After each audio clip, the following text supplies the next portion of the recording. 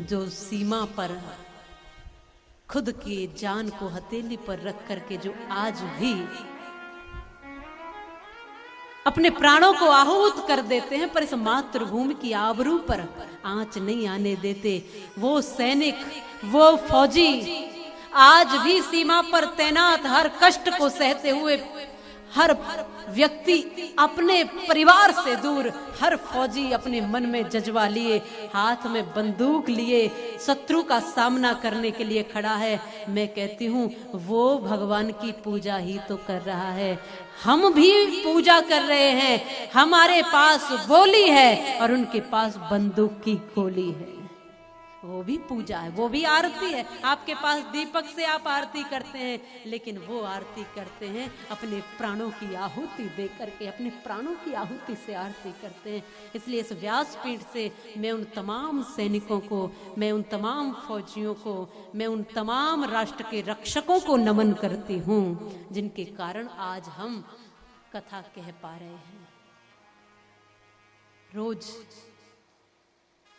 आज भी आप सुनते हैं, आज भी शहीद हो जाते हैं हमारे भाई, अपने आप को आहूत कर देते हैं। कुछ दिन पहले आपने सुना पुलवामा में जो हमला हुआ, 44 जवान शहीद हो गए, जिनके शरीर के चिथड़े चिथड़े उड़ गए, अपने आप को आहूत करके चले गए।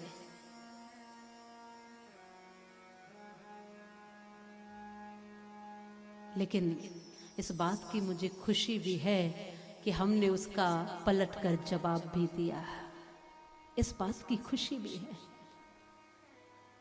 ये धरती धन्य है, यहाँ प्राणों की चिंता नहीं करते लोग, यहाँ चिंता करते हैं इस मिट्टी की लाज बचाने की, यहाँ चिंता करते हैं अपने धर्म को जिंदा रखने की, यहाँ अपने प्राणों की चिंता नहीं करते लोग। ये मिट्टी ऐसी है, ये धरती ऐसी है कि यहाँ अपनी चिंता नहीं करते, यहाँ चिंता करते हैं भारत माता की, यहाँ चिंता करते हैं इस मिट्टी की, इस मातृभूमि की। इसलिए मुझे प्रसन्नता है कि इस मिट्टी में ऐसे भी लोग हैं। और आपके देवरिया जिला से भी उस हमला में एक शहीद हुए, जो हमने सुना।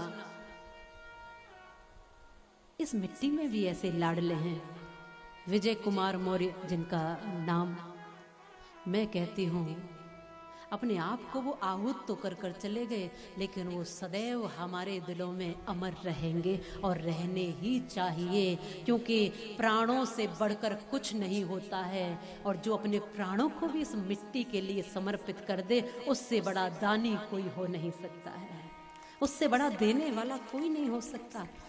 पर कष्ट तो तब होता है कि जब लोग सर्जिकल स्ट्राइक के भी सबूत मांग लेते हैं, कहते हैं कि सबूत दीजिए कि हमारी सेना में इतनी शक्ति है कि वो शत्रु को मार सकती। क्या आपको अपनी सेना पर भरोसा नहीं है?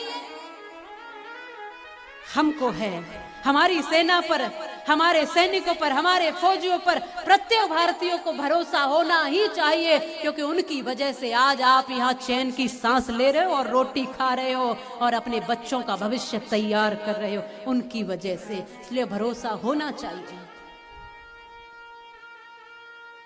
कई बार जब शहीद होते हैं तो कुछ नेता, कुछ लोग ये घोषणा कर देते हैं कि हम उनके परिवारों के लिए ये देंगे। आज तो फिर भी मुझे प्रसन्नता है कि शहीदों के परिवार के लिए बहुत कुछ किया जा रहा है, और शहीदों के सम्मान के लिए भी आज हम सबके हृदय में भाव जगा है। हमारे फौजियों के प्रति आज भाव जगा है। वो गोलियां खाते रहते थे और नेता कुर्सियों पर बैठ करके बातें बनाते रहते थे, लेकिन आज स्थिति बदली है। एक पहले समय था जब कुछ शहीदों के परिवारों के लिए ये घोषणा की गई कि 10-10 लाख रुपए देंगे, लेकिन जब वो शहीदों के परिवार, शहीद जो हुए उनके परिवार जब उन नेताओं के पास गए तो उन्होंने बड़े बड़े इतरा करके कहा कि 10-10 लाख रुपए की घोषणा की है, वो दे तो दिए हैं, और क्या चाहिए तुमको? क्या शहीद के परिवार के लिए आप कुछ पैसा देकर ये सोचते हो कि हम निवृत्त हो गए, हम मुक्त हो गए। क्या उसकी शहीदी कभी धन से तोली जा सकती है? किसी के प्राणों की आहुति को धन से चुकाया जा सकता है? क्या उस पिता के दर्द को धन देकर आप बदल सकते हो? क्या उस माँ की ममता, उसकी कोख जो सदैव के लिए सूनी हो गई, उसकी पीड़ा को तुम धन से तुलना कर रहे हो? बड़े इतरा करके बड़ी कुर्सियों पर बैठ करके कहा कि 10 लाख रुपए दे तो दिए। मुझे मैंने कुछ लाइनें पढ़ी थी कि किसी कवि ने फिर उनको जवाब दिया था एक समय में कि तुमको ये कहते हुए शर्म नहीं आई? आप कहते हो कि हमने 10 लाख उन शहीदों की शहीदी के लिए दे दिए, वो काफी हो गया। उसने बहुत सुंदर बात किसी कवि ने कही कि मैं 20 लाख देता हूं। तुमने कितने दिए? 10 लाख। मैं 20 लाख देता हूं तुम किस्मत के हेठों को, और हिम्मत है तो लड़ने भेजो मंत्री अपने बेटों को भेजो।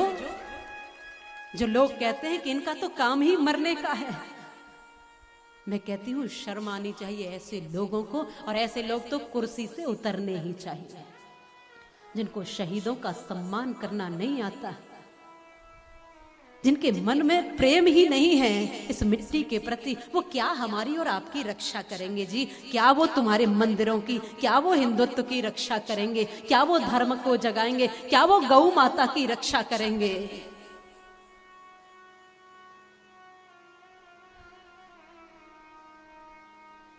हम जवाब देना जानते हैं, और अब भारत ने जवाब देना सीख लिया है।